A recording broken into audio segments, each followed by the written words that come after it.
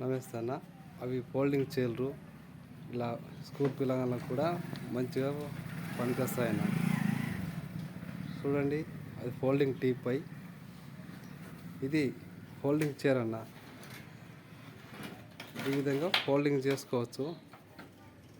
ఈ విధంగా పిల్లలు కూడా సైడ్కి పెట్టుకోవచ్చు అన్న. అలా సైడ్కి పెట్టుకోవచ్చు అన్న. చూడు, ఈ విధంగా సైడ్కి పెట్టుకోవచ్చు. ఇది ఫోల్డింగ్ టీపై అన్న.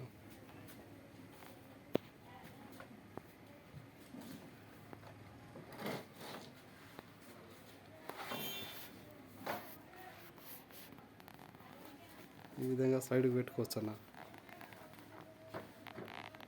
చూడండి, మా వీడియో కనుక మీకు నచ్చినట్లయితే లైక్ చేయండి, షేర్ చేయండి, సబ్స్క్రైబ్ చేయండి.